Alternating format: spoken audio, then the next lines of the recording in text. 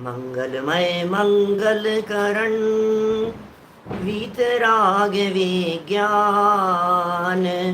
नमो ताहि जाते भये अरहंतादि महान। करि मंगल करि हो महा ग्रंथ करन के काज। जाते मिले समाज सब पावे निज पद राज। पावे निज पद राज। सो निज भाव सदा सुखद अपनो करो प्रकाश। जो बहुविध भव दुख निको करी है सत्तानाश। करी है सत्तानाश। मोक्ष मार्ग प्रकाशक नामक ये ग्रंथ है। आचार्य कल्प पंडित प्रवर टोडरमल जी साहब की अनुपम रचना, भव्य जीवों के लिए मोक्ष के मार्ग का उपदेश करने वाली इस अनुपम रचना के अंतर्गत हम यहाँ विविध प्रकार के दुखों की चर्चा कर रहे थे। कर्म की अपेक्षा से होने वाले दुख विस्तार से बतलाए जा चुके हैं। पर्याय अपेक्षा से दुखों की चर्चा करते हुए हम पहुँच गए हैं एक ऐसी पोजीशन पर जहाँ क्षयोपशम का लेवल तो बहुत विशिष्ट है, लेकिन दुख रंच मात्र भी कम नहीं है। दुख तो बहुत है। सहनी पंचेंद्रीय जीवों के दुख बतलाते हुए कल हमने आपके बीच में नरक की परिस्थितियों की थोड़ी बहुत चर्चा की थी। नरक में रहते हुए नारकी जीव आखिर किस प्रकार की परिस्थितियों को भोगते हैं, नरक का वातावरण किस प्रकार का है। यद्यपि हमने कल जो चर्चा आपके बीच में की है उस पूरी चर्चा में ज्ञानावरण, दर्शनावरण, मोहनीय और अंतराय, इन चार कर्मों के उदय में होने वाले नारकियों के पर्यायजन्य दुख की चर्चा की है। बहुत सारी बातें देखी थी और कल जो सबसे ज़्यादा महत्वपूर्ण बात थी वो ये थी कि वे कषाय से दुखी है। जितनी कषाय, देखो वास्तव में जितनी जितनी कषाय है ना, ये व्यक्ति कषाय से पीड़ित है। और आपको ध्यान होगा पेज नंबर 39 का प्रकरण, जो 39 नंबर पेज पर हमने कहा था, आत्महत्या करके भी सुखी होना चाहता है, मर के भी सुखी होना चाहता है, मर जाता है ऐसी इच्छा होती है इसकी। चाहता तो बहुत है, कषाय से काम करने की इच्छा तो बहुत है, लेकिन काम होता नहीं है। माने कषायों की पीड़ा कितनी खतरनाक होती है, मैं इसकी कुछ चर्चा आपके बीच में जब देवगति की चर्चा करूंगा तब करूंगा। अभी यहाँ नरक में नारकी जीवों के कृष्ण, नील और कापोत, इन तीन लेश्याओं की तीव्रता होने से कषाय नियम से बहुत ज़्यादा है और वे उसकी वजह से महादुखी हैं। देखिए ये बातें तो हुई कषायों के संदर्भ में। अब बात कर रहे हैं 9 कषाय के संदर्भ में। पेज नंबर है 66, 66 नंबर का पेज है। 9 कषायों में तथा हास्य रति कषाय है, परंतु बाह्य निमित्त नहीं है। हास्य और रति, आप जानते हैं हास्य और रति नाम की प्रकृतियां हैं, ये दोनों प्रकृतियां राग रूप होती है। 25 प्रकार की कषायों का बंटवारा किया था। 13 प्रकार की कषाएं राग रूप है, 12 प्रकार की कषाएं द्वेष रूप है। तो जो 13 राग रूप है, उन राग रूप कषायों में हास्य और रति है। ऐसा लगता है जैसे अच्छी सी लगती है हास्य, लेकिन बाह्य निमित्त नहीं है, इसलिए प्रकट होते नहीं है। कदाचित किंचित किसी कारण से होते हैं, जैसे ठहाका मार करके हंसने लग जाते हैं। कदाचित किसी कारण से किसी को मार करके, किसी को दुखी करके हाँ करके हंसने लग जाएं, लेकिन भाई ज़्यादा कुछ विशेष है नहीं और इसके संदर्भ में ज़्यादा कुछ कहा जा सकता नहीं। अब जो द्वेष रूप कषाएं हैं, जैसे अरति, शोक, भय, जुगुप्सा, इनके बाह्य कारण बन रहे हैं। ये तो बहुत चौड़े दिखाई देते हैं हमारे को। नरक के नारकियों के जब असाता जन्य नीचे परिस्थितियों की चर्चा करेंगे तो वे सारे प्रसंग ऐसे हैं जो आरती जैसे हैं। रत नहीं होना चाहता उसमें, शोक संतप्त बना रहे, भय है, डर है, मारो काटो की आवाजें हैं, मरता है, डरता है, भागता है, बचने के प्रयास करता है, तो भय भी बहुत है। और जुगुप्सा तो जानते ही हैं आप, घृणा को कहते हैं, अत्यधिक घृणा है वहां। वातावरण को देख करके, शरीर को देख करके, मौसम परिस्थितियों को देख करके हर चीज से घृणा करता है। अभी नीचे दुर्गंध की बात करेंगे, घृणा करता है ऐसा, मां उससे बचना चाहता है। तो बोले ये सब बहुत दुख है, इसलिए वे कषाएं तीव्र प्रकट होती है। हास्य और रति इन कषायों की मंदता है। हास्य और रति अपनी इतनी तीव्रता पर नहीं है, कदाचित किंचित परिस्थिति कोई कारण नहीं दिखाई देते, लेकिन अरति, शोक, भय और जुगुप्सा इनके बहुत सारे बाह्य कारण दिखाई देने की वजह से वे कषाएं बहुत तीव्रता से प्रकट होती है। तथा वेद में नपुंसक वेद है, तो इच्छा तो बहुत और स्त्री पुरुषों से रमण करने का निमित्त नहीं, इसलिए महापीड़ित है। आप जानते हैं नारकी जीव नियम से नपुंसक होते हैं, नियम से। नारक सम्मूर्छिनो नपुंसकानी, ऐसा तत्वार सूत्र का सूत्र है। नारक सम्मूर्छिनो नपुंसकानी, नारकी जीव और सम्मूर्छन जीव नियम से नपुंसक ही होते हैं। देखिए नारकी जीव सम्मूर्छन नहीं होते। अभी 3 तरह के जन्म होते हैं। 1 मिनट आपको बात बतला दूं, जन्म 3 प्रकार के होते हैं, गर्भ, सम्मूर्छन और उपपाद। सम्मूर्छन गर्भोपवादा जन्म, ऐसा सूत्र है। सम्मूर्छन जन्म, गर्भ जन्म और उपपाद जन्म, बराबर। तो सम्मूर्छन जन्म जो वातावरण से जन्म ले लेते हैं, वे सब सम्मूर्छन जन्म वाले हैं। माता पिता नहीं होते इनके, नपुंसक होते हैं सब। सम्मूर्छन जीव जितने भी होते हैं वातावरण से जन्म ले लेते हैं। आगे सम्मूर्छनों की चर्चा थोड़ी थोड़ी सी एक एक लाइन में आती रहेगी बीच बीच में, लेकिन सम्मूर्छन शब्द क्लियर हो जावे।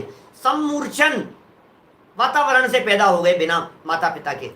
सम्मूर्छन जीव मनुष्य और तिर्यंच गति में ही होते हैं, देव और नारकियों में सम्मूर्छन नहीं होते। फिर दूसरा भेद बतलाया, गर्भ जन्म। जरायु जंडस पोता नाम गर्भ है, गर्भ जन्म वाले जीव मनुष्य और तिर्यंचों में ही गर्भ जन्म वाले होते हैं। फिर कहा उपपाद जन्म वाले, तो देव और नारकी जीवों का जन्म उपपाद जन्म होता है। नपुंसक होते हैं लेकिन नियम से उपपाद जन्म होता है, माने उपपाद शैयाएं होती है देवगति के जीवों में तो, और नरक गति के जीवों में उपपाद की शैयाएं नहीं होती, बिल बने हुए होते हैं वहां नरकों में। तो वो क्या करते हैं, जीव का जब जन्म होता है तो जो बिल बना हुआ है अलग अलग आकार के हैं, कोई ऊंट के मुंह का, कोई भैंसे के मुंह का, कोई भेड़िए के मुंह का, इस तरह के अलग अलग, और उनमें गोल तरह के हैं, उनमें बहुत ऐसे करोंत जैसी लगी हुई है सब। तो वहां उस जीव का जन्म होता है और ऐसे उसमें से जैसे निकलता है ना, तो जैसे छलनी होकर के निकले इस तरह से, और जमीन पर नीचे गिरता है, और गिरते ही भूमि को स्पर्श करते ही इतना उछलता है कि वो मानो करोड़ों बिच्छुओं ने डस लिया हो। आपने देखा कभी बिच्छू जिसको डसता है उसकी क्या स्थिति होती है, जानते हैं आप लोग? कई लोग ऐसे हैं, मैं जिनको जानता हूँ, जिनको बिच्छू ने काटा है, और जब ऐसी वेदना होती है मानो ऐसे ऐसे ऐसे लगता है जैसे करंट लग रहे हों, और ऐसे उछलता है व्यक्ति उस पीड़ा से, जमीन पे पैर टिक नहीं सकते उस व्यक्ति की, इतनी वेदना होती है। और करोड़ों बिच्छुओं ने एक साथ डस लिया हो, ऐसी वेदना होती है। वेदना की पराकाष्ठा बतलाने के लिए बिच्छुओं का उदाहरण दिया है। वास्तविकता यह है, सच्चाई यह है कि वहां बिच्छू नहीं है, नरक में एक भी बिच्छू नहीं है, बिच्छू कंचले, क्योंकि ये सब विकलत्रय जीव होते हैं। और मैंने कल आपसे कहा था नरक में विकलत्रय जीव नहीं होते, 2 इंद्रिय, 3 इंद्रिय, 4 इंद्रिय, असेनी पंचेंद्रिय जीव नरक में नहीं होते। उनकी चर्चा तो पीछे कर ली थी हमने। कितना उछलते हैं कि पहले नरक के पहले पटल में, पहली पृथ्वी पर नरक में 7 नरक पृथ्वियां हैं, 3 कोस तक उछलता है ये जीव। 3 कोस पहले नरक के पहले पटल पर ये है। फिर बढ़ता चला जाता है, बढ़ता चला जाता है। पहले नरक में 13 पटल हैं। पटल का अर्थ है मंजिलें, स्टेप्स। पहला नरक, पहले नरक में 13 मंजिलें। लेकिन ध्यान रखिएगा, एक पटल वाला नारकी दूसरे पटल में नहीं जा सकता, दूसरे पटल वाला नारकी तीसरे नरक में नहीं जा सकता। लाइफ टाइम के लिए बिल्कुल इतना सेपरेशन है, इधर वाला उधर नहीं जाएगा, उधर वाला इधर नहीं जाएगा, बिल्कुल ऐसी व्यवस्था है वहां नरक में। अब ये जो नारकी जीव हैं, जिनको हमने पटल के हिसाब से व्यवस्था बतलाई, बोले फिर आगे आगे वाले पटल में उछलने का क्रम बढ़ता चला जाता है। फिर पहले नरक के अंतिम पटल में आया तो जितना था फिर उससे डबल होगा आगे आगे बढ़ करके। और 7वें नरक का जो पटल है, क्या 7वें नरक में एक ही पटल है क्या, और वहां 500 धनुष उछलता है नारकी जी। 500 धनुष, 500 धनुष का कैलकुलेशन बतलाऊं आपको, 820 मीटर होता है 500 धनुष का मतलब। 500 धनुष का मतलब 820 मीटर। अब इसको आप 1 किलोमीटर कह दो कि 1.25 किलोमीटर कह दो, लगभग 1.25 किलोमीटर मान करके चलो आप, क्योंकि 750 मीटर का 1.25 किलोमीटर होगा और ये 820 मीटर कह रहा हूं मैं आपसे।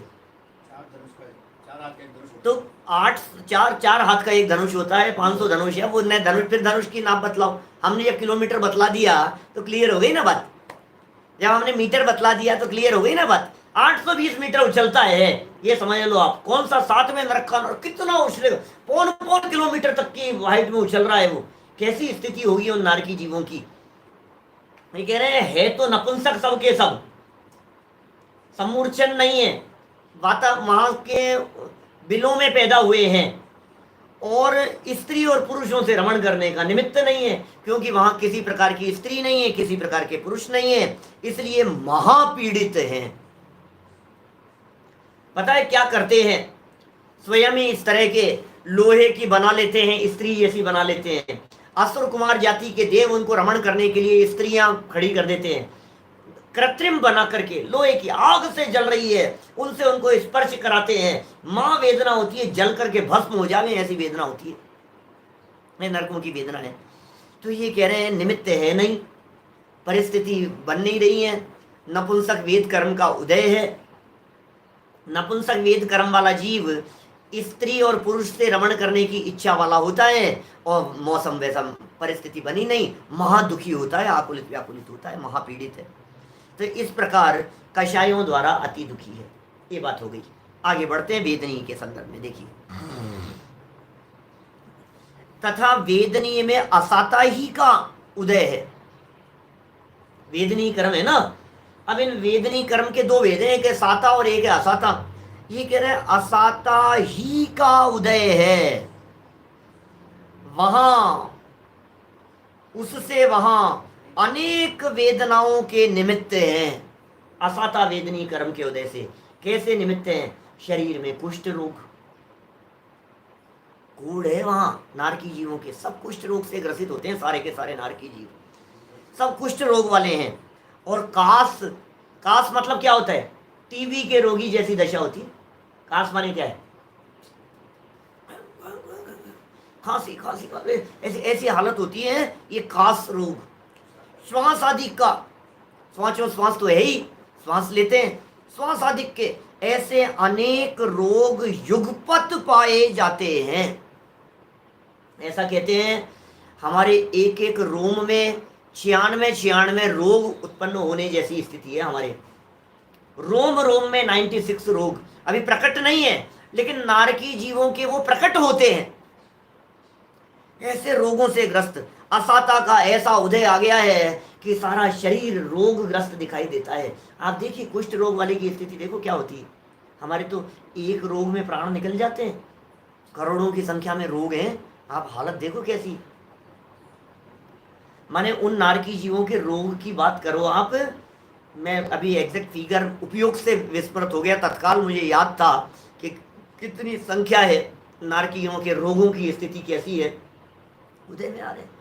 एक कमर का दर्द हो जाए, मैं कहता हूं आपके एक परिस्थिति ऐसी हो जाए, घुटनों का दर्द, आप उठ बैठ नहीं सकते हो, आपके प्राण निकलते हैं।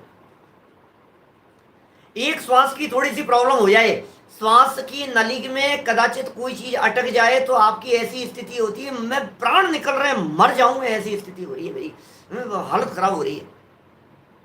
ऐसे सर मोच लेता है व्यक्ति एक एक तकलीफ की वजह से।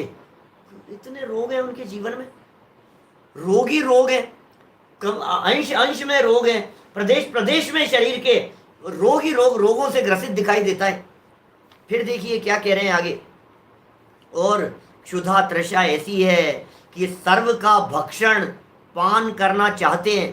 सर्व का भक्षण, भक्षण माने होता है खाना, पान माने होता है पीना, सबको खा जाओ और सबको पी जाओ चाहते हैं, और वहां की मिट्टी ही का भोजन मिलता है। ओहो, क्या ऐसा नहीं है कि नारकी जीव कुछ खाते पीते नहीं है, खाते तो हैं, लेकिन वहां की मिट्टी खाते हैं। दौलत राम जी ने लिख दिया, मैं उसका भी थोड़ा सा और खुलासा कर दूं आपको।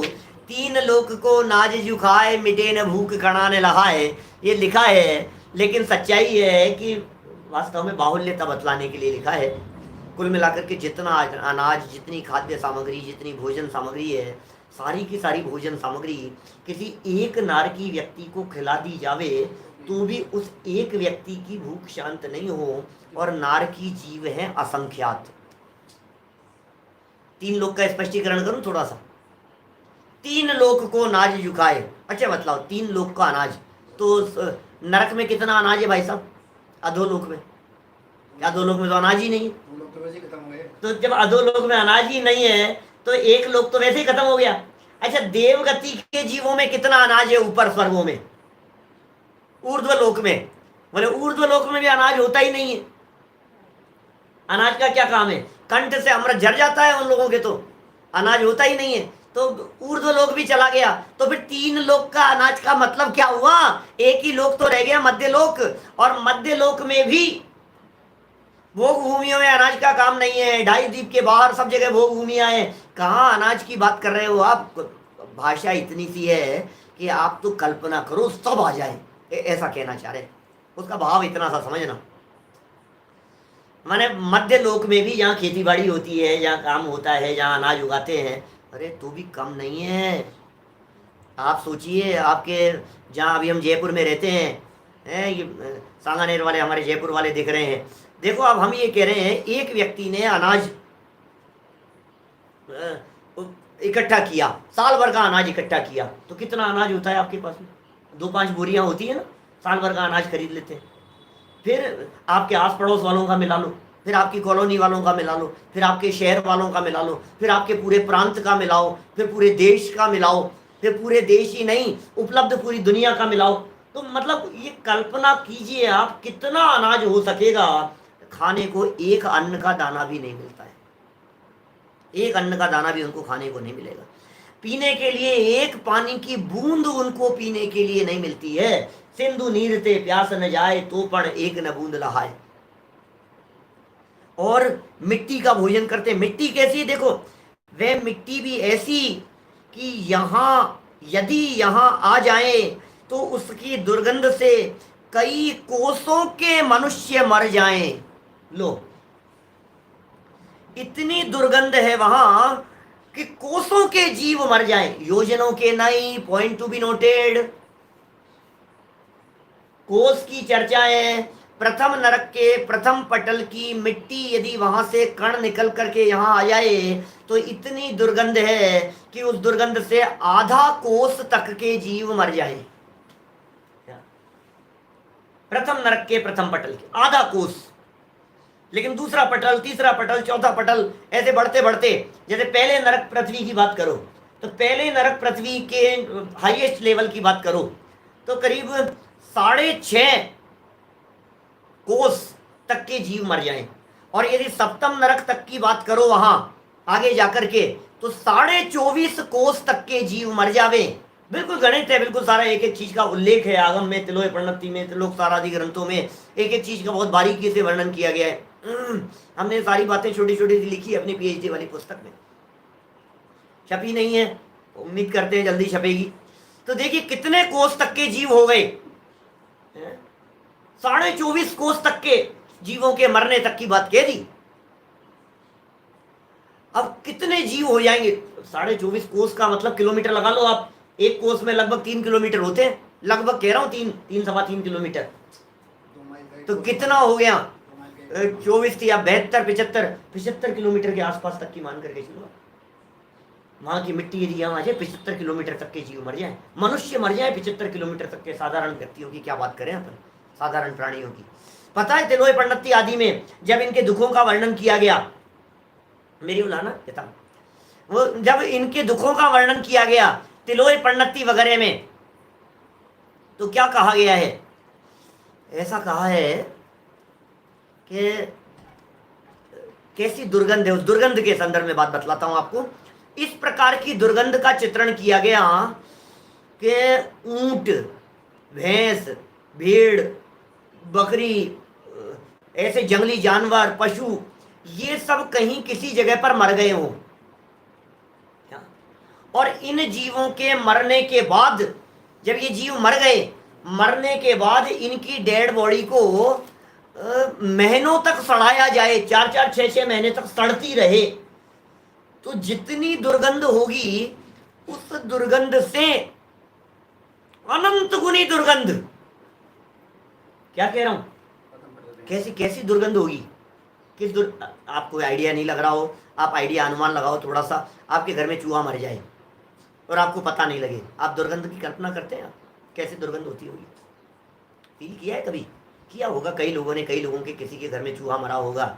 और तब जब आप चले गए हो कहीं बाहर यात्रा पर, मकान बंद करके, और आने के बाद 15 दिन बाद आने के बाद में आपको वो दुर्गंध दिखाई दी, हो सकता है वो 15 दिन में वो चूहा, आप कमरे को खोलने के बाद अंदर घुस नहीं सकते हो। ये चूहे की दुर्गंध की बात कर रहा हूं मैं, अभी चूहे की नहीं। ऊंट, भैंस आदि ऐसे जो पशु कहे हैं, उन पशुओं की डेड बॉडी और 6-6 महीने तक सड़े, तो दुर्गंध का लेवल क्या होगा? और कह रहे हैं जितनी दुर्गंध होगी उस लेवल से अनंत गुनी दुर्गंध वहां नरक के नारकी जीवों की होती है। ये मिट्टी की दुर्गंध के संदर्भ में बात कर रहा हूं मैं, कैसी है, कोसों तक के जीव मर जाए, मनुष्य मर जाए उससे। देखिए, और वहां शीत उष्णता ऐसी है कि सर्दी और गर्मी, कि यदि 1,00,000 योजन का लोहे का गोला हो तो वह भी उनसे भस्म हो जाए, ऐसी सर्दी और गर्मी है। आप जानते हैं नरक में, चौथे नरक तक, महिपाल जी भाई साहब, चौथे नरक तक के जो नारकी जीव हैं, पहले, दूसरे, तीसरे, चौथे, वहां तक तो गर्मी के दुख हैं। पंचम नरक के जो नारकी हैं वहां गर्मी के दुख ऊपरी भाग में, और नीचे के भाग में सर्दी के दुख हैं। क्या? और फिर और आगे बढ़कर के बात करो तो छठे नरक और 7वें नरक में सर्दी के दुख हैं, शीत के दुख हैं। सोचो जरा क्या स्थिति है। अभी जब ऐसी चर्चा हमने बचपन में पहली बार पढ़ी तो हमें ऐसा लगा, बट पहली बार की बात कर रहा हूँ, बहुत कोई 30 साल पुरानी बात कह रहा हूँ मैं, माने ऐसा लगता था यार यदि कदाचित नरक में जाना पड़े ना तो अपन तो 5वें नरक में चलेंगे। कि क्यों? कि वहां गर्मी और सर्दी दोनों है ना, तो मौसम अच्छा होगा, वातावरण अच्छा होगा। ऐसा नहीं है। क्या? ऐसा नहीं है बिल्कुल भी। हमें ऐसा लगता है 5वें नरक में गर्मी और सर्दी दोनों है। अरे भाई साहब, पटल व्यवस्थाएं, बिल व्यवस्थाएं, नरकों में 84 लाख बिल हैं, जिन्हें उमा स्वामी आचार्य ने तो नरक कह करके पुकारा है। 84 लाख बिल है। तासु 63 पंचविंशति पंचदश 10 3 पंचोनेक नरक शत सहस्त्राणी पंचचैव यथाक्रमम। नरक शत सहस्त्राणी पंचचैव यथाक्रमम। नरक शब्द का प्रयोग कर रहे हैं, बिल नहीं। उमा स्वामी आचार्य को बिल कहना बर्दाश्त नहीं था। 84 लाख नरक है ऐसा कह रहे हैं।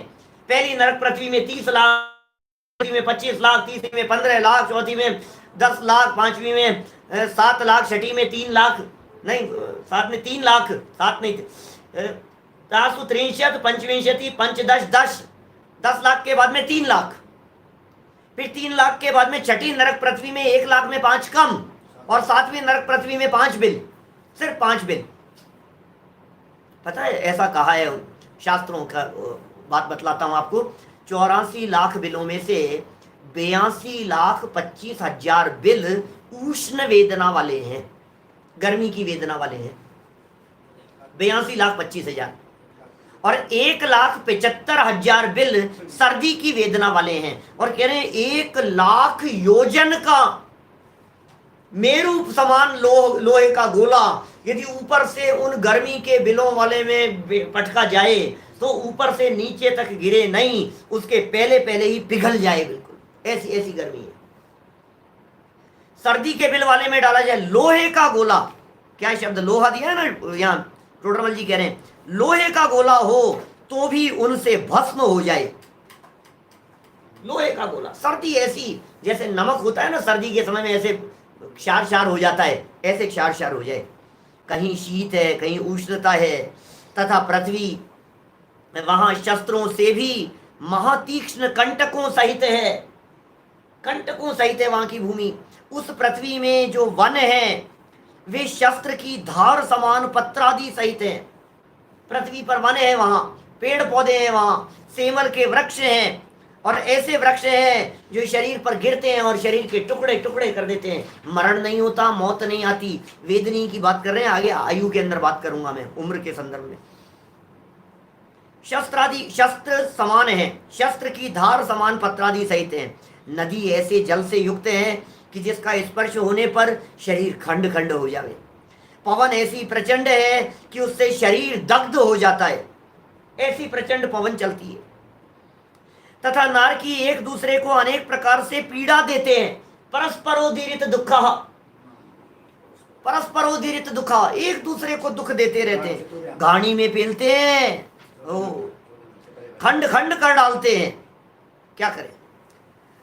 हंडियों में रांधते हैं, हंडियां समझ गए आप क्या कह रहे हैं, हंडी क्या कह रहे, समझाओ हंडी को। ऐसे ऐसे हंडियां होती है ऐसी, उनमें रांधते हैं, कोड़े मारते हैं, तप्त लोहाधिक का स्पर्श कराते हैं।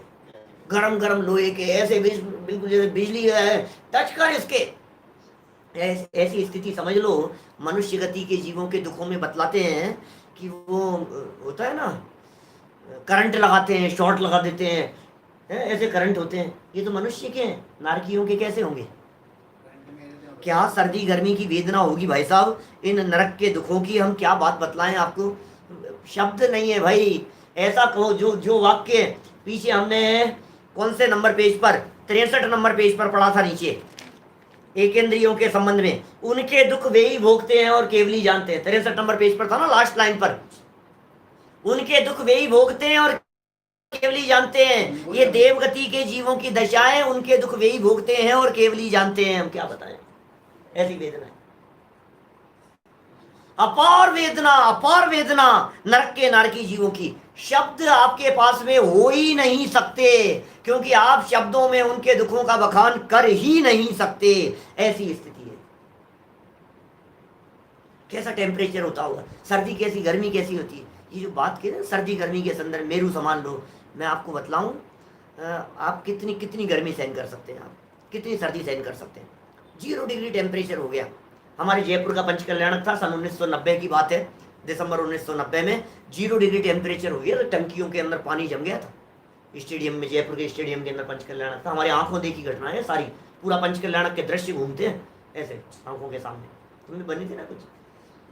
तो देखो आप ये क्या कहते हैं उसमें, अभी सुनो जरा क्या कह रहे हैं। उस दुख की कल्पना करो कि वहां के नारकी जीवों की, गर्मी की वेदना वाले नारकी जीवों को वहां से निकालें और निकाल करके लाएं, और यहाँ टनों मनो लोहा जहां गलाया जाता हो, पिघलाया जाता हो, ऐसे टाटा जी की भट्टियां, जमशेदपुर की ऐसी भट्टियां जिनके आसपास भी कोई फटक नहीं सकता है, जहां ऐसा टनों मनो लोहा पिघलाया जा रहा है, उस भट्टी में ले जा करके यदि उस नारकी को पटक दिया जाए तो नारकी सोए, यार मजा आ गया, क्या एसी में आ गया, मैं तो चैन की नींद सो रहा हूँ, ऐसी फीलिंग हो उसको। मैं बतला रहा हूँ आपको वहां की उष्णता कितनी होगी, अंदाजा लगाने के लिए कह रहा हूँ आपको बात। सोचना जरा, अंदाजा लगाना आप उसको। अंदाजा कहाँ से लगाएगा आदमी, मनुष्य गति के पास में, मनुष्य गति के जीवों के पास में अनुमान लगाने के लिए है क्या? कहां से अंदाजा लगाए, कहां से अनुमान लगाए? कुछ भी नहीं है। ये तो ऐसा समझ लो थोड़ा कहा है बहुत जानना। देखो आगे, लोहादिक का स्पर्श कराते हैं, वेदना उत्पन्न करते हैं। मेरे को कम से कम 15 दिन का समय चाहिए नरक के दुखों को बतलाने के लिए। कम से कम नरक का परिस्थितियां बतलाऊं, नरक के बिल बतलाऊं, वहाँ के अवधि ज्ञान की चर्चा बतलाऊं, नरक के वहाँ क्या क्या स्थितियां होती है, कौन से पटल में कितने प्रकार के बिल हैं, इंद्रक बिल, श्रेणीबद्ध बिल, प्रकीर्णक बिल, फिर कहाँ के बहुत बहुत तरह की परिस्थितियां हैं वहाँ नरक की। एक बात लेकिन मार्मिक बात जरूर कहूँगा मैं, कितने भी दुखों की चर्चा कर लो, मैं सिर्फ वातावरण की चर्चा कर रहा हूँ, असाता वेदनी की चर्चा कर रहा हूँ। असाता वेदनी कर्म के उदयजन्य परिस्थितियों को बतला रहे हैं।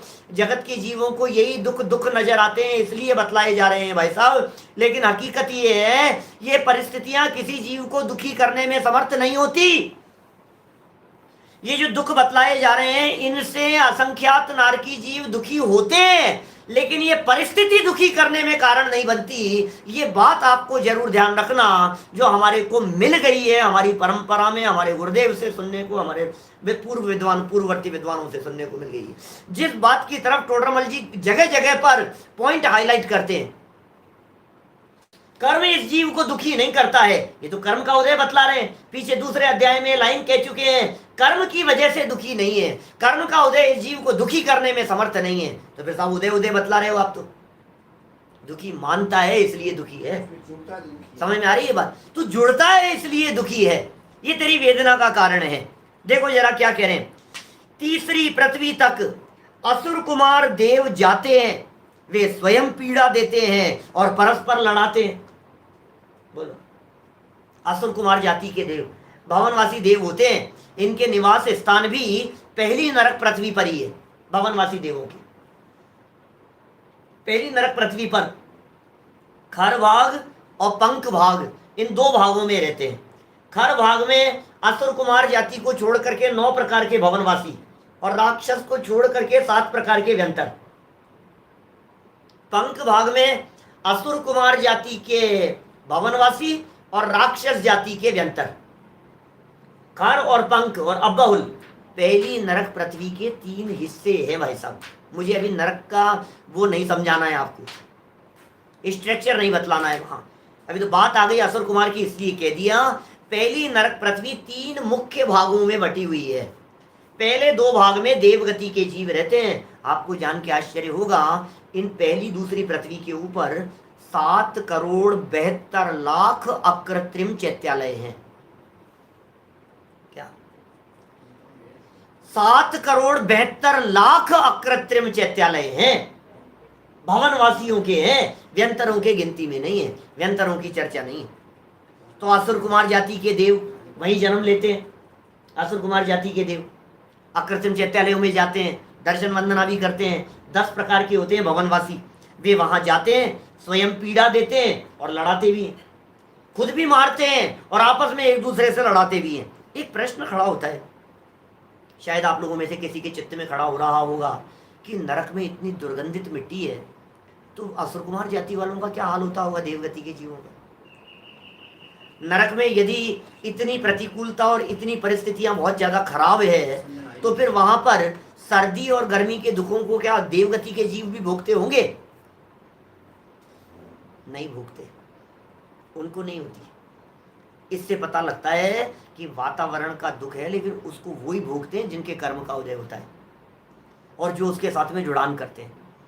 मैं इसके लिए एक छोटा सा एग्जांपल देता हूँ। जैसे मान लीजिए, बात ऐसी कही जाती है कि ये जो हॉस्पिटल है ना, हॉस्पिटल है ना, जैसे वो हॉस्पिटल तकलीफ भोगने के स्थान है। हॉस्पिटल में कौन जाता है?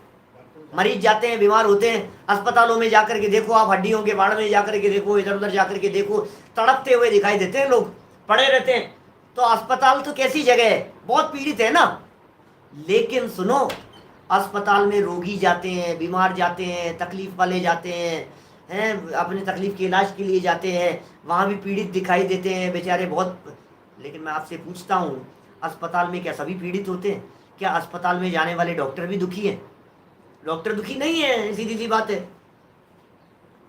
अस्पताल का जो दुख है, हॉस्पिटल का, हॉस्पिटल में रहने का जो दुख है, वो दुख तो वहां जो एडमिट हुआ है वही तो उस वेदना से पीड़ित हो रहा है।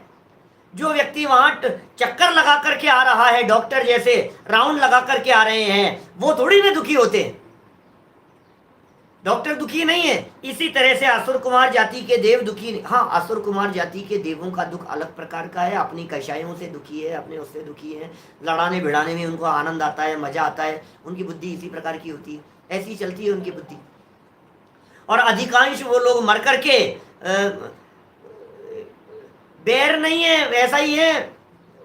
असुर जाति के देवों को नरक के जीवों से क्या बैर है? बैर नहीं है, मजा आता है। बैर की वजह से नहीं लड़ाते भिड़ाते हैं, बस मजा आता है उनको, उनको ऐसा अच्छा लग रहा है यार ये लड़ रहे हैं ना, देख देख करके मजा आ रहा है। या नहीं, कुत्ते उनको लड़ाते हैं, ये जो मुर्गे वगैरह लड़ते रहते हैं और ऐसी लड़ाइयाँ वगैरह जो होती रहती है, मर करके एक इंद्री बन जाते हैं। बाहुल्यता तो यही है, ऐसा पाप बांधते हैं लड़ाने भिड़ाने के परिणामों से कि उनमें बाहुल्यता से जीव मर करके एकेंद्रीय तक बन जाते हैं। ये जो लिखा है ना दौलत राम जी ने, तहते चय थावर तन धरे,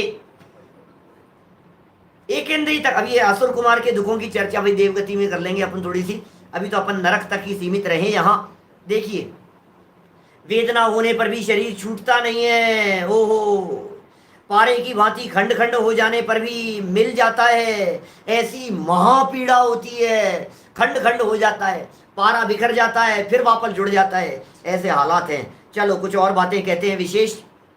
तथा साता का निमित्त तो कुछ है नहीं, साता का निमित्त तो कुछ है नहीं, ये तो असाता का वर्णन किया पूरा। किसी अंश में कदाचित किसी को अपनी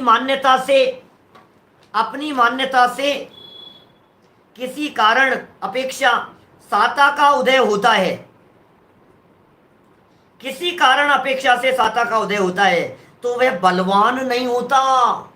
साता का उदय, कोई ऐसा हो गया किसी अपेक्षा से, किसी कारण से कुछ साता का उदय हो गया, वो बलवान नहीं होता। आयु वहां बहुत है, जगन्य आयु 10,000 वर्ष मिनिमम आयु प्रथम नरक के प्रथम पटल में 10,000 वर्ष की आयु है।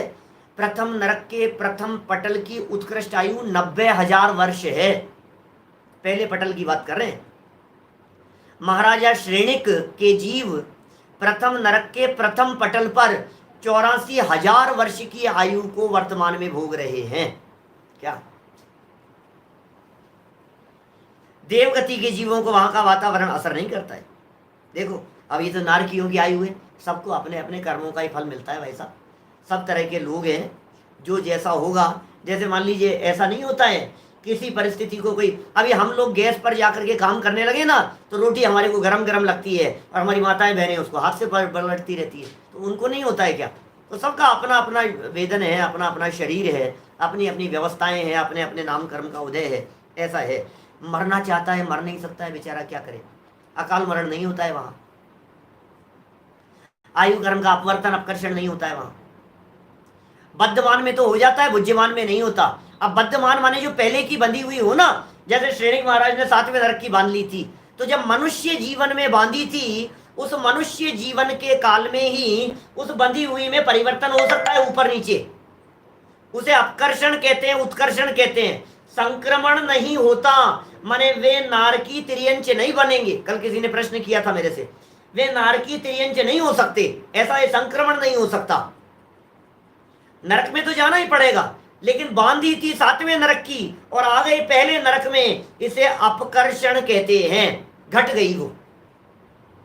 लेकिन सुनो, अब जाकर के भोगना शुरू कर दिया, बोले अब तो जितनी है ना उतनी ही रहेगी, उसमें कम ज्यादापन का कोई सवाल नहीं है।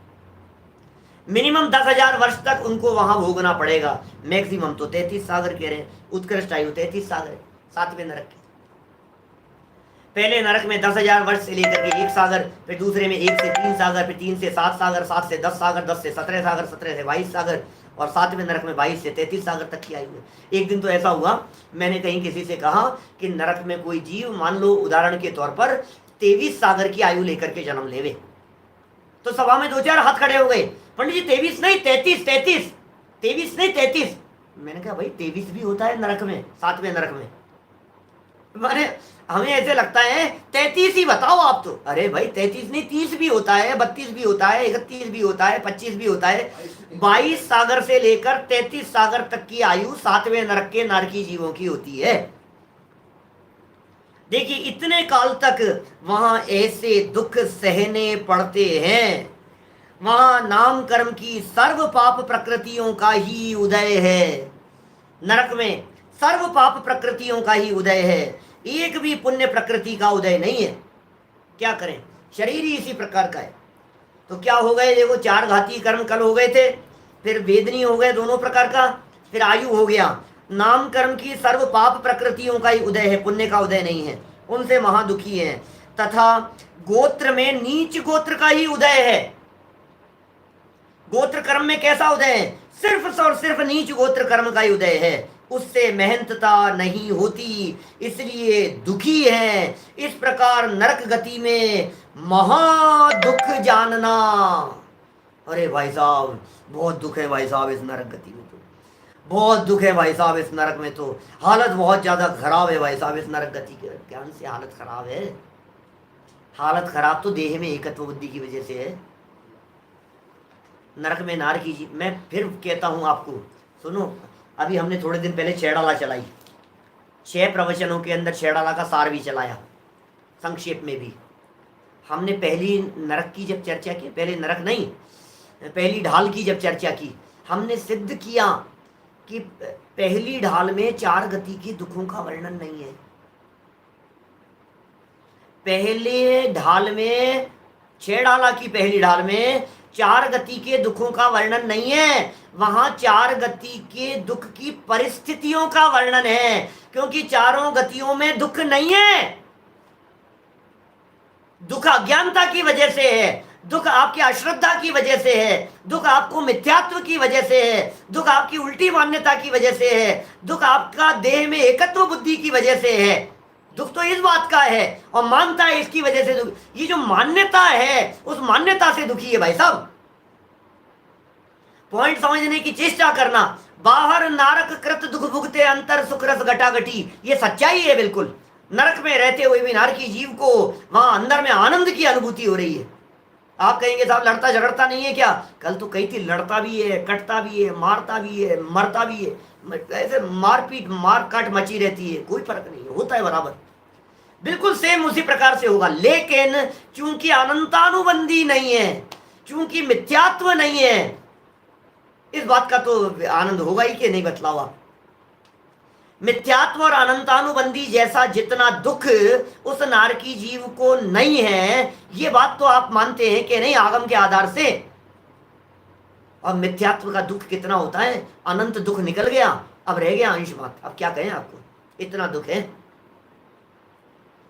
अनंतानुबंधी, अप्रत्याख्यान, प्रत्याख्यान और संज्वलन, इनमें अनंतानुबंधी के दुख की तुलना में अंश मात्र रह गया इन सब का, ऐसा है। अनंतानुबंधी चले गई है, सम्यक दृष्टि है, दौलत राम जी का लिखा हुआ भजन है, कल तो बतलाया था आपको।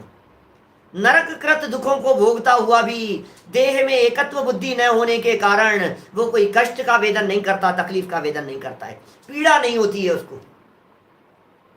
जो जितनी कषाएं उतनी होगी, मैंने कह रहे हैं दोनों तरह की बातें हैं। जितनी कषाएं हैं उतना दुख है, और जितनी कषाएं नहीं है उतना शांति है। जितना है उतना है, इसमें क्या है, दोनों तरह की परिस्थितियां हैं। अनेकांत है, अनेकांत से लगाना इस बात को। साहब नरक के जिन दुखों की आपने चर्चा की है, जिन दुखों को आपने यहाँ विस्तार से नहीं संक्षेप में बतलाया है, ये नरक के दुखों को भोगना क्यों पड़ता है, जाता क्यों है नरक में? हम ऐसा क्या करें कि जिससे हमारे को नरक में नहीं जाना पड़े? तो उमा स्वामी आचार्य तत्वार सूत्र में कहते हैं, बहुआरंभ परिग्रहत्वम नारकस्य आयुष है। बहुत आरंभ और बहुत परिग्रह रखने के परिणामों से ये जीव नरक में चला जाता है। बहुत आरंभ और बहुत परिग्रह रखने के परिणामों से नरक में चला जाता है। अभी यदि मैं इनके दुखों के मूल कारण की अपेक्षा से बात करूं तो ये कहा है, नेमिचंद्र स्वामी ने ये कहा है कि नरक में भी नारकी जीव देह में एकत्व बुद्धि की वजह से दुखी है। ये सब तिलोय प्रणति त्रिलोक सार आदि ग्रंथों में, माने भले ही करणानुयोग के ग्रंथ हों, लेकिन अध्यात्म की गहराई, द्रव्यानुयोग की गहराई, सूक्ष्मता वेद विज्ञान की चर्चाएं, ये सब आपको वहां उन ग्रंथों के अंदर भी जानने को मिलेगी। नरक में भी नरकी जीव सम्यक्त्व की प्राप्ति कर लेते हैं और नरक से निकल करके जीव कहाँ आ जाते हैं, कहाँ से कहाँ चले जाते हैं। कल एक प्रश्न इस तरह का आया कि साहब वो सम्यक दृष्टि जीव सिंह नहीं क्रूर पशु होते हैं, सप्तम नरक के नरकी जीव निकल करके सम्यक्त्व छूट जाता है, अंतिम अंतर्मूर्त में उनका सम्यक्त्व छूट जाएगा, आयु यहाँ आ जाएंगे, त्रियंच में आ जाएंगे, ऐसी स्थिति होती है। किसी ने पूछा कि साहब ये स्वर्ग ये जो है तीर्थंकर बन जाते हैं, ऐसी बात कह रहे हो आप। सुनो, नरक से निकला हुआ नारकी जीव तीर्थंकर तो बन सकता है, चक्रवर्ती नहीं बन सकता, नारायण प्रतिनारायण आदि नहीं बन सकता है, ऐसा विधान है। कौन से जीव कौन से नरक तक जा सकता है? दुनिया भर की बहुत तरह की बातें हैं नरकों के संदर्भ में। कुल मिलाकर के बात ऐसी है जी, वातावरण बहुत खराब है, मौसम बहुत खराब है, प्रतिकूलताएं बहुत ज़्यादा है, और उन प्रतिकूलताओं से बचने का उपाय प्रतिकूलताओं से दृष्टि हटाना है, प्रतिकूलताएं हटाना नहीं है। क्योंकि प्रतिकूलताएं उदयजन्य है और प्रतिकूलताओं से दृष्टि हटाना पुरुषार्थजन्य है। समझना क्या कह रहा हूं? प्रतिकूलताएं हटाना तुम्हारे हाथ में नहीं है और वहां से दृष्टि हटाना तुम्हारे हाथ में है। दृष्टि हटाने को कहते हैं पुरुषार्थ और संयोगों को हटाने को कहते हैं उल्टा पुरुषार्थ। खोटा पुरुषार्थ कर रहा है, हटाने से हटेंगे नहीं, तो उनको नहीं हटाते समझदार व्यक्ति, वहां से अपने उपयोग को हटाते हैं और उपयोग को हटा करके अपने स्वभाव में लगाते हैं। जब स्वभाव के साथ में अपना उपयोग जुड़ता है तो फिर वो तकलीफ का वेदन नहीं होता है। अरे होने तो जो अवस्था हो रही हो, नरक से निकल करके तीर्थंकर होने वाले हैं, नरक से निकले हुए डायरेक्ट मोक्ष जाने वाले कितने ही जीव, भाग्यशाली जीव इस तरह के हैं, होनार जिनकी भली है, जो अपना काम कर रहे हैं वहां रहते हुए भी। सुनो, अभी स्वर्ग दिखाएंगे आपको, परसों तरसों दिखाएंगे, 2 दिन बाद हम दिखाएंगे आपको स्वर्ग की हालत क्या है, तो आपको लगेगा स्वर्ग में तो नरक से बिल्कुल उल्टी है ना स्थिति। स्वर्ग के अंदर तो ऐसी गर्मी नहीं है ना, स्वर्ग में तो ऐसी सर्दी नहीं है ना, स्वर्ग में तो ऐसी भूख प्यास की परेशानी नहीं है ना, स्वर्ग के अंदर तो ऐसा शरीर नहीं है ना जहाँ ऐसे रोग हो, निरोगी शरीर है ना स्वर्ग में। तो स्वर्ग के जीव तो सुखी होंगे कि नहीं, उनकी भी हालत क्या है वो भी देखेंगे। भाई सच्चाई तो यह है कि कोई भी जीव कहीं भी रहे, नरकों में चला जाए तो भी वेद विज्ञान के बल पर शांत है, और देवगति के अंदर चला जाए तो भी इस अभेदता, शरीर और आत्मा की अभेदता की वजह से महादुखी है। तो असली बात, ये मूल मुद्दे की बात हम सबके पकड़ में आनी चाहिए। हम सब इन बातों को गहराई से समझकर कुछ काम ऐसा करें जिससे हमें नरक में नहीं जाना पड़े। 7 व्यसनों का फल नरक है, 5 पाप का फल नरक है, हिंसा झूठ चोरी कुशील परिग्रह का फल नरक है, कुशील व्यभिचार मत करो, 7 व्यसनों से बच करके रहो, बहुत आरंभ और बहुत परिग्रह के प्रति आसक्ति की बुद्धि मत रखो यदि आप नरक में नहीं जाना चाहते हो तो। इन सब से बचकर स्वभाव का अवलंबन लेकर अल्पकाल में हम लोग सब मुक्ति की प्राप्ति करें, इसी मंगल भावना से बात को यहीं विराम देता हूँ। कल आ जाएंगे अपन लोग वापस मध्य लोक में, क्योंकि नरक हमारे को रास नहीं आया, रहने जैसी जगह नहीं नजर आई। ओम नमः सहजानंदी शुद्ध स्वरूपी अविनाशी हूँ आत्म स्वरूप, सहजानंदी शुद्ध स्वरूपी अविनाशी हूँ आत्म स्वरूप, सहजानंदी शुद्ध स्वरूपी अविनाशी हूँ आत्म स्वरूप।